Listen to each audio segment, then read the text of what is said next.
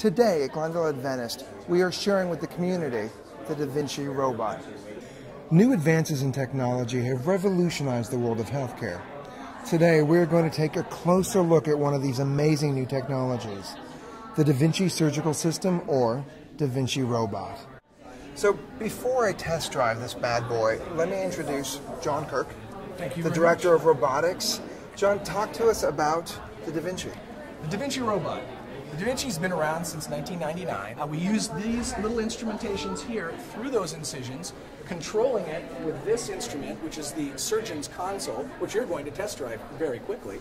And we control all of that movement inside the abdomen, where we used to make an incision about this big to get out a large uterus, for example, like a cesarean section, for example, right? Now we make incisions this big and take all of the same products out. Uteruses can be this big, and we can still get them out of an incision that big. Basically, most physicians are laparoscopically trained when they start, although not all. And that means that they've gone through medical school, they've gone through a residency program for 3 to 5 or 7 years, depending on what specialty they're in. They spend quite a bit of time, obviously, preparing their skills. That's before they meet the robot in most cases, although increasingly, residency programs involve the robot in their training. What the robot does is it takes out any kind of small tremor in his hands. So as you saw earlier, all the instrument movements are very precise, they're very controlled, and they're very smooth.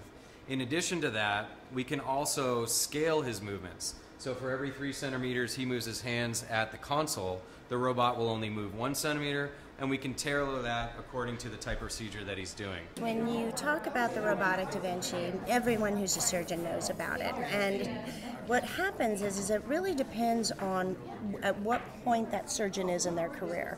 So for example, a physician who comes right out of a doctor out of medical school and then goes on for general surgery is going to say, you know what, I've got to get this trained. They're going to look around in the area that they're practicing. They're going to see how many people have it. They're going to see the type of specialty they go into. For example, if it's women's health or urology, they're probably going to go that direction.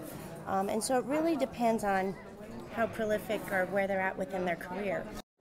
So we've spent the morning here in the auditorium at Glendale Adventist Medical Center test driving the Da Vinci robot. And what I've learned is it's actually about the patient and their choice and what they feel safe with.